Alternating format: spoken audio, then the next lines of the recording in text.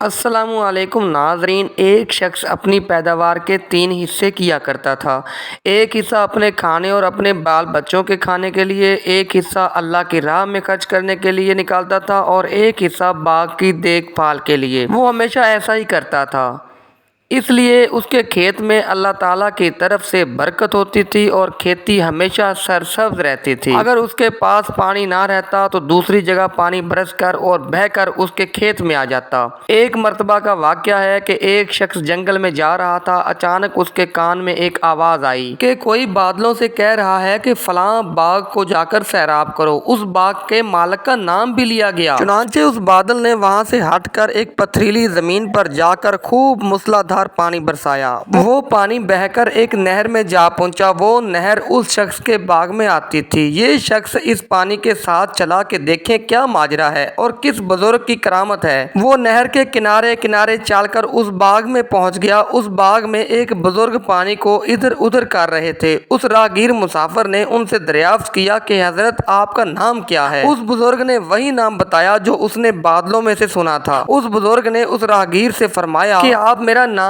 کیوں پوچھتے ہیں؟ اس مسافر نے کہا، میں نے اس بادل میں سے جس کا یہ پانی ہے ایک آواز سنی تھی کہ فلاں شخص کے باغ کو جا کر سیراب کرو۔ اس نے آپ ہی کا نام لیا تھا۔ وہ بادل برسا اور پانی اس نہر میں بہہ کر آیا۔ اس عجیب و غریب واقعہ کی تلاش کے لیے میں پانی کے ساتھ ساتھ آیا کہ میں چل کر معلوم کروں کہ وہ کیسے بزرگ ہیں۔ تو حضرت آپ کیا کرتے ہیں؟ اس بزرگ نے فرمایا کہ جب آپ نے دریافت کر ہی لیا ہے تو میں کہتا ہوں کہ میں اس کے 3 حصے کر ڈالتا ہوں۔ ایک حصہ اپنے بیوی بچوں کے لیے اور ایک حصہ باغ کے خرچ کے لیے اور ایک حصہ اللہ تعالیٰ کے راستے میں خرچ کر ڈالتا ہوں۔ اس لیے جب میرے باغ کو پانی کی ضرورت ہوتی ہے تو قدرت کی طرف سے اس کا انتظام ہو جاتا ہے۔ ناظرین، یہ تو اس شخص کا واقعہ ہے جو اپنی پیداوار میں سے اللہ تعالیٰ کا حصہ نکالتا تھا۔ اب ان بھائیوں کا واقعہ سنانے جا رہا ہوں جنہوں نے اللہ کا حصہ کھانے کی کوشش کی۔ یہ واقعہ قرآن مجید میں بھی اللہ تعالیٰ نے بیان کیا ہے اور یہ واقعہ باغ والوں کے قصے کے نام سے مشہور ہے۔ یہ واقعہ قرآن مجید کی آیت نمبر 18 سے آیت نمبر 33 تک پھیلا ہوا ہے، جسے ہم تسلسل کے ساتھ اپنے الفاظ میں بیان کریں گے۔ کسی شخص کا ایک باغ تھا جو بھرپور فصل دیتا تھا۔ اس شخص کا زندگی بھر یہ دستور رہا کہ جب بھی پھل کی فصل اٹھاتا تو اس کے 3 حصے کرتا۔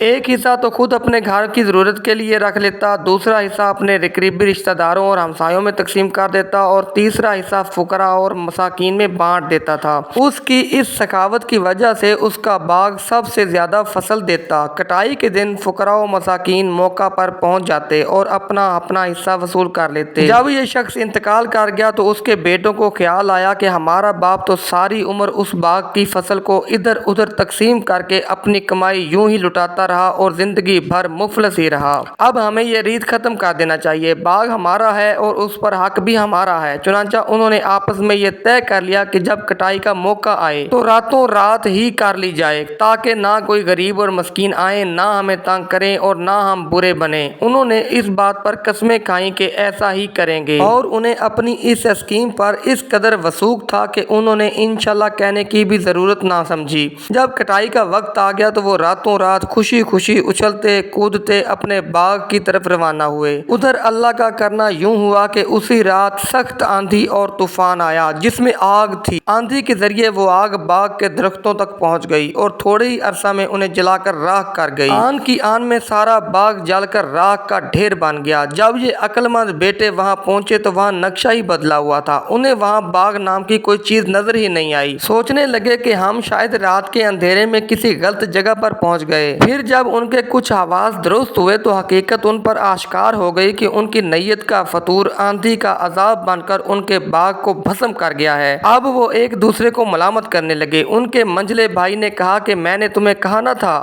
کہ اللہ کی تسبیح بیان کرو اور اسے ہر وقت یاد رکھو اور اس سے خیر مانگو، مگر ان بھائیوں میں سے کسی نے بھی منجلے بھائی کی طرف توجہ نہ دی تو مجبوراً اسے بھی ان کا ساتھ دینا پڑا اور وہ ملامت بھی اس طرح کرتے تھے کہ ایک دوسرے کو کہتا کہ تم نے یہ ترغیب دی تھی جبکہ دوسرا کہتا کہ یہ مشورہ تمہارا تھا، مگر اب پچھتانے سے کچھ نہ بن سکا، جو کچھ ہونا تھا وہ ہو چکا تھا۔ باپ کو اس کی سخاوت اور دوسروں سے ہمدردی کا یہ صلہ ملتا رہا کہ اس کا باغ سب سے زیادہ پھل لاتا تھا اور جتنا کچھ وہ دوسروں دوسروں پر خرچ کرتا اللہ تعالیٰ اس سے زیادہ اسے مہیا فرماتا تھا، مگر جب بیٹوں پر حرص غالب آئی تو اس کا ثمرہ یوں ملا کہ نیت کے فطور نے مجسم طوفان کا روپ دھار کر سارا باغ ملیا میٹ کر دیا۔ اس وقت نہ زمین کی زرخیزی کام آئی اور نہ کوئی تدبیر۔ اس واقعہ سے یہ بات از خود واضح ہو جاتی ہے کہ دوسروں سے ہمدردی اور اچھے سلوک کی بنا پر اگر اللہ تعالیٰ نادیدنی وسائل کے ذریعے رزق فراہم کر سکتا ہے تو نیت میں فطور آنے پر ایسے ہی نادیدنی وسائل سے دیے ہوئے رزق کو چھین بھی سکتا ہے۔ آخر میں سب مل کر کہنے لگے کہ واقعی ہماری سب کی زیادتی تھی کہ ہم نے فقیروں اور محتاجوں کا حق مارنا چاہا